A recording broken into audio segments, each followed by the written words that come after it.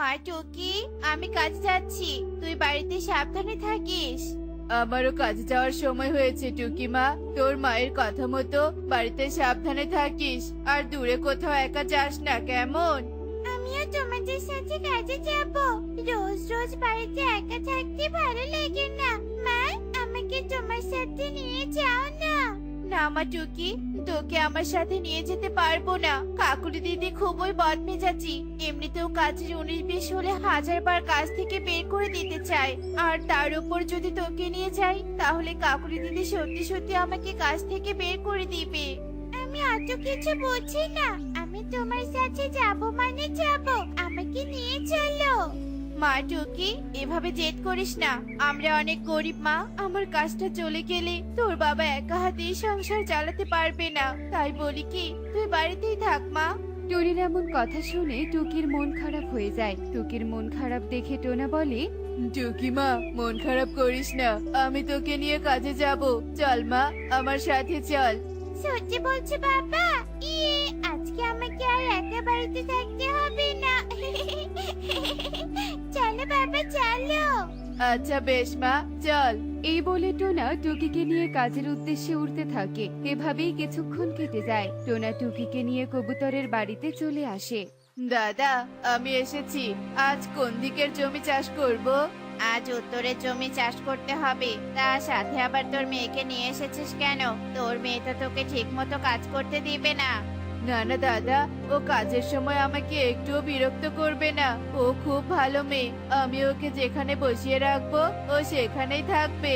বেশ, তবে আর দেরি নয়, তাড়াতাড়ি গিয়ে কাজে লেগে পড়। হ্যাঁ দাদা, যাচ্ছি। মা টুকি, তুই এখানে বসে থাক। আমি ওই যে সামনের জমিটা আছে না, ওখানে কাজ করব। এখান থেকে কোথাও যাস না কিন্তু। আচ্ছা ঠিক আছে বাবা, কোথাও যাব না, এখানেই থাকবো। তুমি যাও, কাজ করো। টোনা টুকিকে রেখে এসে জমি চাষ করতে থাকে। এভাবেই বেশ কিছুক্ষণ কেটে যায়। এক পর্যায়ে টোনার কাজ শেষ হয়ে যায়। কি রে, কাজ শেষ? হ্যাঁ দাদা, কাজ শেষ। তা দাদা, কাজের টাকা আজকে দিবে নাকি বাকি রাখবে? আজকে দিতে পারবো না, আজকের কাজের টাকা বাকি। দাদা, আজকে সহ তো অনেক দিনের কাজের টাকা বাকি হলো। আজকে যদি কিছু টাকা দিয়ে দিতে তাহলে বেশ উপকার হতো। আসলে দাদা, ঘরে তেমন কোনো খাবার নেই, খাবার কিনতে হবে। বললাম তো, আজকে টাকা দিতে পারবো না। বাকি টাকা নিতে চাইলে আরো কয়েকদিন অপেক্ষা করতে হবে। আর তুই যদি অপেক্ষা করতে না পারিস, তাহলে আমার কাছ থেকে চলে যেতে পারিস। আমি অপেক্ষা করব দাদা, তবুও কাজ থেকে চলে যেতে বলো না। তবে বেশি অপেক্ষা করিও না। জানোই তো দাদা, গরিব পাখিদের পদে পদে টাকার দরকার হয়। আচ্ছা ঠিক আছে, যা তবে এবার।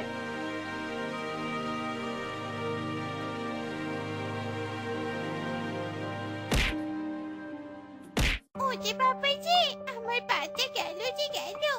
আহ, বাবা, ইস, দেখি তো কিসের সাথে হোঁচট খেলাম। আরে এটা কি? বাবা দেখো, এই জিনিসটা কি? এটা দেখে তো মনে হচ্ছে কোনো ভাঙা হাড়ির অংশ। যাই হোক, তুই বেশি ব্যথা পাসনি, এটাই অনেক। এবার চল বাড়িতে যাই, আমার অনেক ক্লান্ত লাগছে। বাড়িতে গিয়ে একটু বিশ্রাম নিব। বাবা, দাদাও, তোমার কোদাল দিয়ে হাড়ির ভাঙা অংশটা বের করে দূরে ছুঁড়ে ফেলে দাও। নয়তো আবার আমার মতো অন্য পাখিরাও এটাকে দেখতে না পেয়ে হোঁচট খেয়ে পড়ে যাবে। বেশ বেশ রে মা, বের করে দিচ্ছে এক্ষুনি। আরে, এটা আমি কি দেখছি? এটা তো হাড়ির ভাঙা অংশ নয়, বরং আস্ত একটা হাড়ি। এই হাড়িটা আমি বাড়িতে নিয়ে যাব বাবা। এত পুরনো আর নোংরা হাড়ি তুই বাড়িতে নিয়ে গিয়ে কি করবি রে মা? তোমরা তো আমাকে অভাবের কারণে কোনো খেলনা কিনে দাওনি, তাই আমি হাড়িটা বাড়িতে নিয়ে গিয়ে এটা দিয়ে খেলবো। আচ্ছা ঠিক আছে রে মা, নে আর চল বাড়িতে। টুকি পুরনো নোংরা হাড়িটা নিয়ে ওর বাবার সাথে বাড়িতে চলে আসে। টুনি টুকির হাতে হাড়িটা দেখে বলতে থাকে, হাই হাই রে, এই নোংরা হাড়িটা তুই কোথায় পেয়েছিস?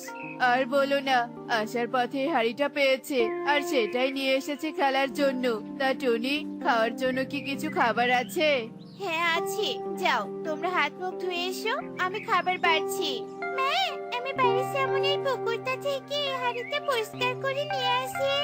আচ্ছা আচ্ছা ঠিক আছে যা, তবে সাবধান, পানিতে আবার পড়ে যাস না। টুকি টুনির কথায় সায় জানিয়ে হাড়িটা নিয়ে বাড়ির সামনে পুকুর পাড়ে চলে আসে। আর সেই হাড়িটা পরিষ্কার করার উদ্দেশ্যে যেই একটা ঘষা দেয়, ঠিক তখনই ফাঁকা হাড়িটার ভেতরে একটা সোনার বেগুন প্রকট হয়। হ্যাঁ, এটা কি হাড়ির ভেতরে চলচল করছে? একটু আগে তো হাড়িটা ফাঁকা ছিল। দেখি তো এটা কি?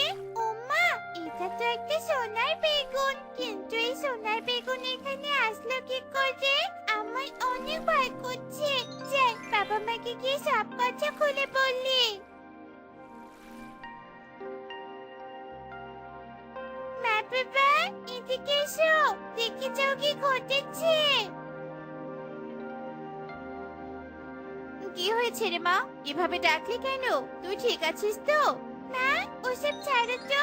আরে দেখো, সোনার বেগুন। কি বলছিস কি? সোনার বেগুন? আরে তাই তো। টুকি মা, তুই এই সোনার বেগুন কোথায় পেলি? বলছি মা, সব কথা বলছি, শোনো মন দিয়ে।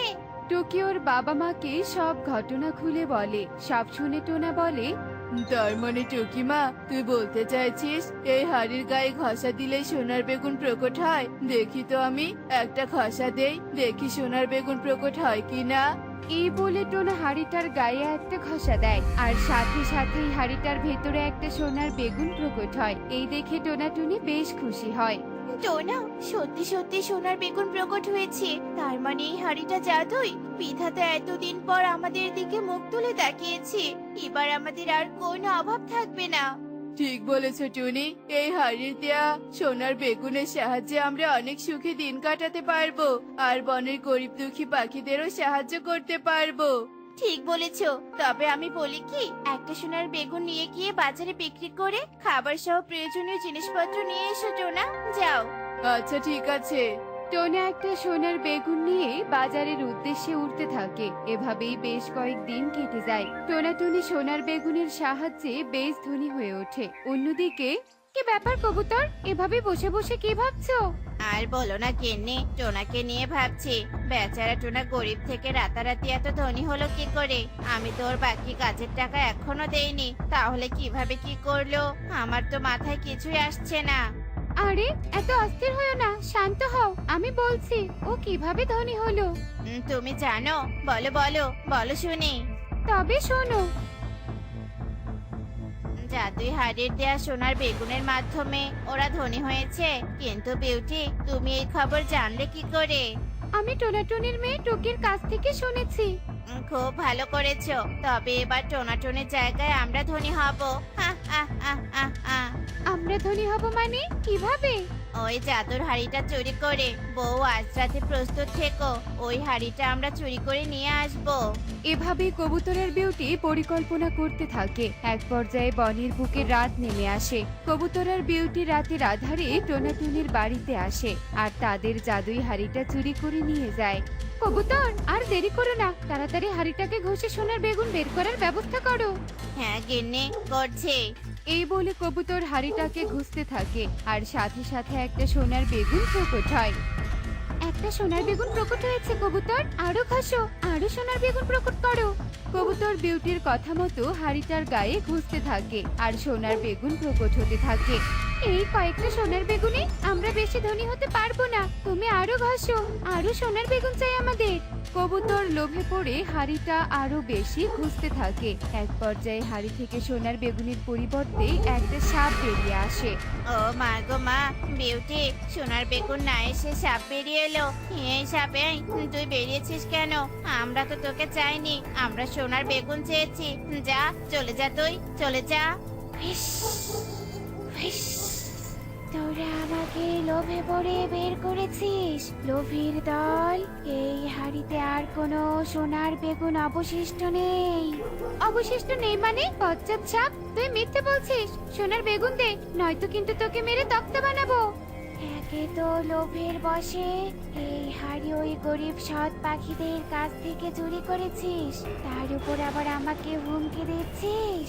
দাঁড়া, তোদের দেখাচ্ছি মজা। সাপ কবুতরের বিউটির উপর জাদু করে আর তাদের দুটো পিঁপড়া বানিয়ে দেয়। হায় হায় রে, একে বানালো আমাদেরকে, ঠিক করে দাও। আমরা আর এমন অন্যায় কখনো করব না, দয়া করে ক্ষমা করে দাও আমাদের। তোদের ক্ষমা নেই, তোরা তোদের শাস্তি ভোগ কর। জাদুই হাড়ি সব বেগুন নিয়ে যেখানে তোমার থাকার কথা সেখানে চলে যাও। সাপ এভাবে বলার সাথে সাথে জাদুর হাড়ি সব সোনার বেগুন নিয়ে সেখান থেকে অদৃশ্য হয়ে টোনাটুনির ঘরে চলে আসে। আর এদিকে টোনাটুনি এসবের কিছুই না জেনে জাদুর হাড়ির সোনার বেগুনের মাধ্যমে বনের গরিবদের সাহায্য করতে থাকে আর বেশ সুখেই দিন কাটাতে থাকে। এমনই সব মজার মজার শিক্ষণীয় টুনি পাখির গল্প দেখতে আমাদের পাশেই থেকো। আর গল্পগুলো কেমন হচ্ছে তা কমেন্টে জানাতে ভুলো না কিন্তু। Bye bye. শালবন নামের এক গহীন বনে টোনাটুনি বাস করত। আর তাদের বাড়ির পাশে বৃদ্ধা কামিনী তার ছেলে ও ছেলের বউয়ের সাথে ছোট্ট একটি কুঁড়ে ঘরে বাস করত।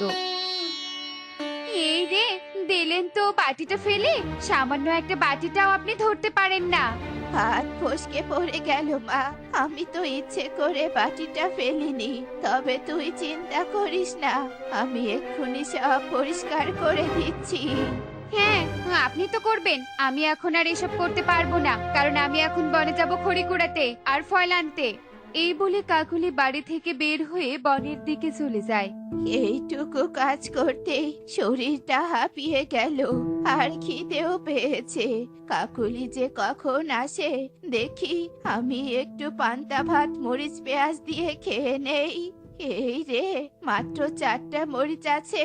আমার পান্তা মরিচ যা প্রিয়, আর এমনিতেও তো আমার এই 4টা মরিচ দিয়ে তো কিছুই হবে না। এদিকে খিদেও পেয়েছে খুব, খেয়েই নেই। এই বলে কামিনী কোনো কিছু না পেয়ে মরিচ 4টা দিয়ে পান্তা ভাত খেতে থাকে। আর অন্যদিকে কাকুলি ফল ও খড়ি সংগ্রহ করতে থাকলে তার টুনির সাথে দেখা হয়ে যায়। আরে কাকুলি দিদি, তুমিও এখানে এসেছো?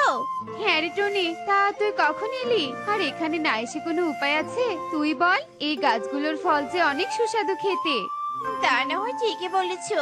তা আমাদের বনের পান্তা বুড়ি কেমন আছে শুনি? কে? পান্তা বুড়ি?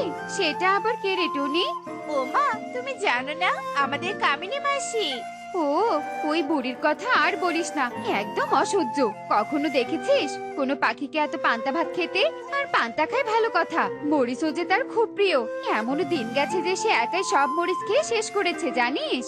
কাকুলি যখন টুনিকে এসব বলছিল তখন দূর থেকে এক ডাইনি তাদের সব কথা শুনে ফেলে আর জানতে পারে যে বৃদ্ধা কামিনীর মরিচ ও পান্তা খুব প্রিয়। আগামী 3 দিন তো পূর্ণিমা তিথির কারণে আমি বাইরে বের হতে পারবো না গুহা থেকে। তাই আমার যজ্ঞের সবকিছু জোগাড় করার জন্য একটা পাখির দরকার। আমাকে এই কামিনীর উপর নজর রাখতে হবে। খড়ি তো কুড়িয়ে এনেছি, এখন যাই তরকারিটা রান্না করে ফেলি। কিছুক্ষণ পর তো আবার কালু আসবে, ওকে খেতে দিতে হবে। কি, রান্নার জন্য যে 4টা মরিচ রেখেছিলাম কোথায় গেল? এখানেই তো রেখেছিলাম। আমি মরিচ 4টা পান্তা দিয়ে খেয়েছি মা, আমার অনেক খিদে পেয়েছিল তো তাই। তাই বলে আপনি রান্নার জন্য রাখা মরিচগুলো খেয়ে ফেলবেন? এখন আমি কি করে তরকারি রান্না করব কালুর জন্য? ব্যাস, অনেক হয়েছে, আমি আর আপনাকে সহ্য করতে পারছি না। আপনি এক্ষুনি বেরিয়ে যান। কি বললি তুই? আমাকে বেরিয়ে যেতে বললি বাড়ি থেকে? হ্যাঁ বলেছি, কারণ আপনাকে আমি আর না সহ্য করতে পারছি, আর না তো আমি আপনার সাথে থাকতে পারবো। তাই বেরিয়ে যান।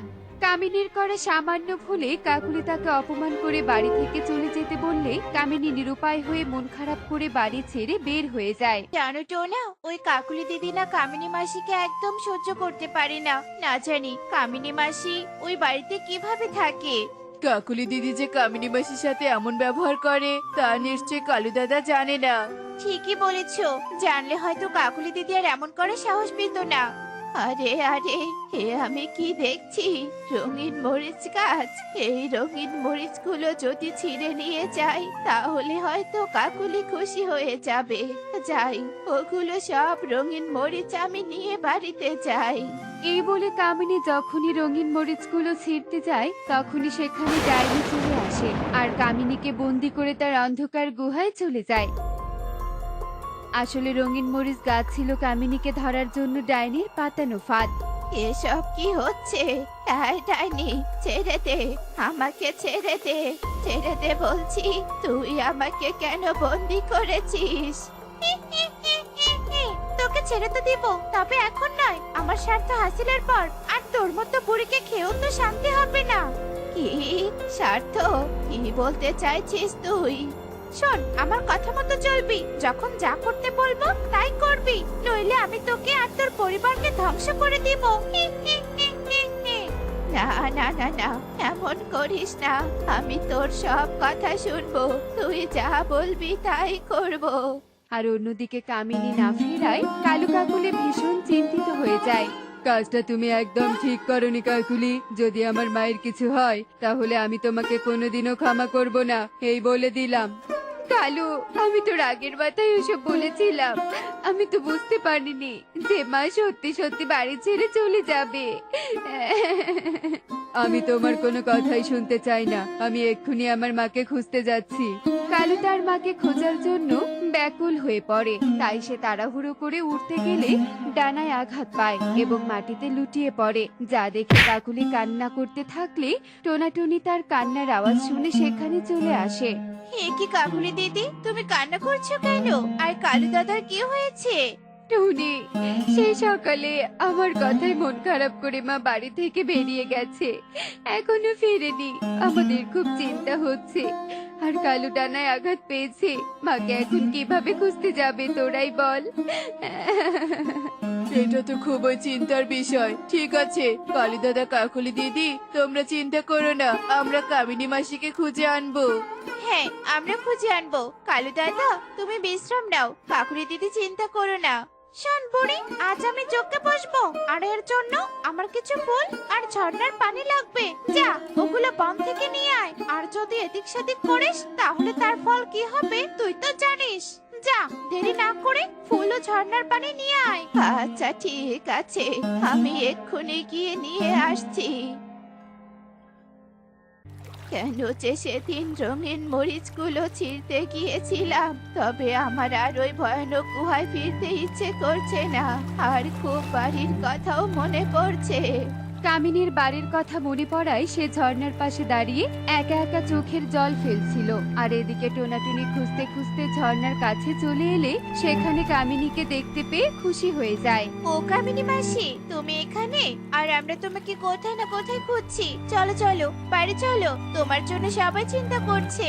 না টুনি, আমি যেতে পারবো না, আমার যে হাত পা বাঁধা। কি বলছো কি এসব? তোমার হাত পা বাঁধা মানে? ঠিক করে বলো তো, কি বলতে চাইছো? টোনা জিজ্ঞেস করলে কামিনী ভয়ে ভয়ে তাকে সব কথা খুলে বলতে থাকে। সে বলতে থাকে ডাইনির ভয়ানক শর্তের কথা, যা শুনে টোনাটুনিও ভীষণ অবাক হয়ে যায়। সর্বনাশ, কি বলছো কি তুমি? শেষমেশ ওই ডানের খপ্পরে পড়েছো? ওদিকে যে কালু দাদার কাকুলি দিদি তোমার জন্য বেশ চিন্তা করছে। কিছু করার নেই রে, ওদের ভালোর জন্যই আমি এই মুহূর্তে তোদের সাথে যেতে পারবো না। তোরা চলে যা এখান থেকে। এখন কি হবে টোনা? কি করবো আমরা? ওদিকে যে আমরা কালু দাদার কাকুলি দিদিকে আশা দিয়ে এসেছি। সেটাই তো। আচ্ছা চলো না, আমরা তান্ত্রিক বাবার কাছে যাই। তিনি নিশ্চয় আমাদের একটা না একটা সাহায্য করবে। কি বলো তুমি? ঠিক বলেছো টোনা, চলো, আর দেরি করা ঠিক হবে না। এরপর টোনাটুনি তান্ত্রিকের কাছে গিয়ে তাকে সমস্ত ঘটনা খুলে বললে তান্ত্রিক তাদের সাহায্য করতে চায় এবং তাদের সাথে ডাইনির গুহায় চলে যায়। এই দুষ্টু ডাইনি, কামিনীকে ছেড়ে দে, নইলে কি আমি ওকে ছাড়বো না? তবে রে দাঁড়া, তোকে এক্ষুনি মজা দেখাচ্ছি। তান্ত্রিক তার মন্ত্র সাধনা দিয়ে ডাইনিকে বন্দি করে এবং সেখান থেকে চলে গেলে টোনাটুনি ও কামিনীকে নিয়ে বাড়ি ফিরে আসে। মা, আপনি এসেছেন, আমাকে ক্ষমা করে দিন মা। সেদিন আপনার সাথে অমন ব্যবহার করা আমার একদম উচিত হয়নি। না রে মা, না, কাঁদিস না, আমি কিচ্ছু মনে করিনি। তুই আর এভাবে কাঁদিস না। মা, তুমি এসেছো? হ্যাঁ রে বাবা, আমি চলে এসেছি, আর কখনো এই বাড়ি ছেড়ে কোথাও যাব না। তো বন্ধুরা, দেখলে তো একসাথে থাকতে গেলে অনেক কথাই হয়, তাই বলে কখনো আপনজনদের সঙ্গ ছাড়তে নেই। এমনই সব মজার মজার শিক্ষণীয় টুনি পাখির গল্প দেখতে আমাদের সাথেই থেকো। আর গল্পটি কেমন হয়েছে তা কমেন্টসে জানাতে ভুলো না কিন্তু। Bye bye.